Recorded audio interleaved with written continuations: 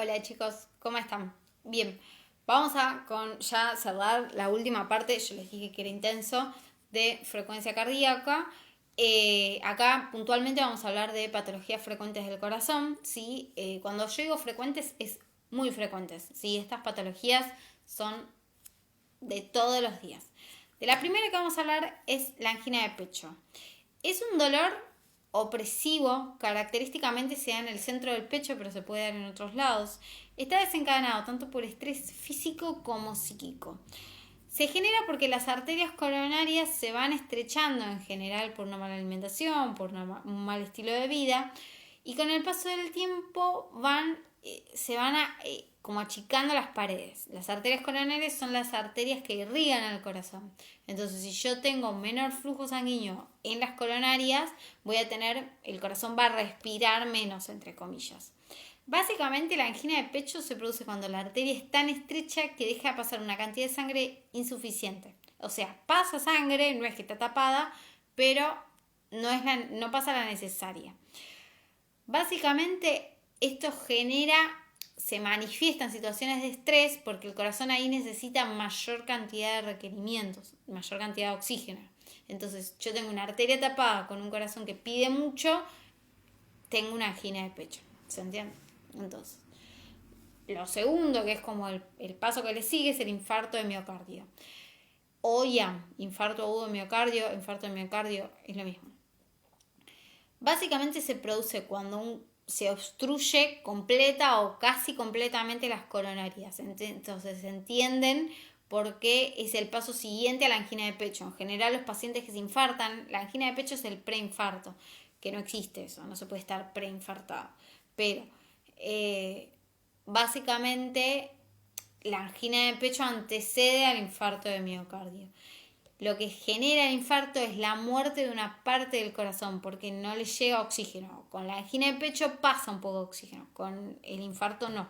Se tapa la arteria o deja muy poca sangre que pase y entonces a partir de ahí el tejido cardíaco se muere porque si no tiene sangre se muere.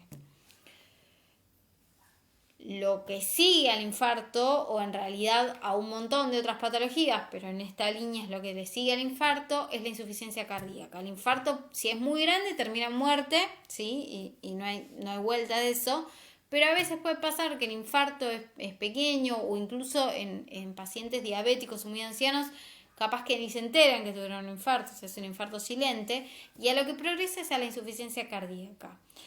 ¿Qué es la insuficiencia cardíaca? Cuando el corazón tiene algún tipo de daño estructural que lo que hace es incapaz de bombear, ¿sí? El corazón no puede bombear la cantidad de sangre necesaria para que el resto del organismo funcione.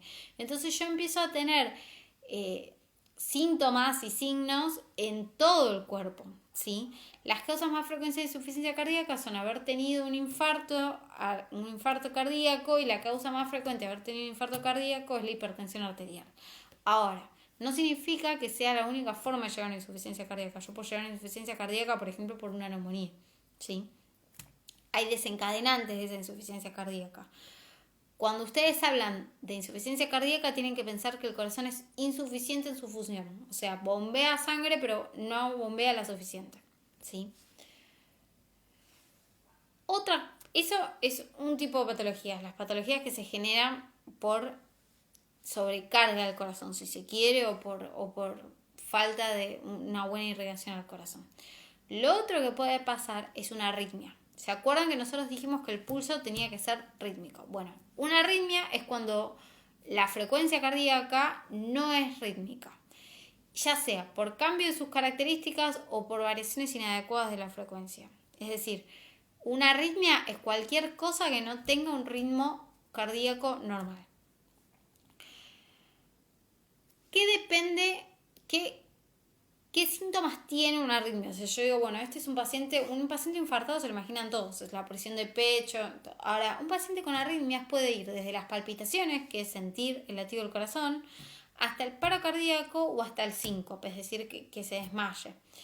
Son muy variadas las arritmias, algunas no pasa nada, otras son peligrosas, entonces depende del tipo de arritmia, va a ser la clínica que tenga el paciente, eso va variando. Bien, terminó esta clase enorme, yo lo sé. ¿Qué es lo que más me importa que se lleven de esta clase? La definición de signos vitales, qué signos vitales conocen, el ciclo cardíaco y qué momentos tiene el ciclo cardíaco, ¿sí? Esas cosas son fundamentales. Y cómo medir la frecuencia cardíaca, ¿sí? Está bueno que sepan qué características tiene que tener el pulso. Yo preguntaría eso en un examen, pero nada, está bueno para la vida diaria. Bueno, y todo lo que hablamos del sistema nervioso es muy importante. Estas clases son importantes todas. Yo lo lamento porque siempre termino las clases diciéndole todo es importante, pero la verdad es que todo es importante.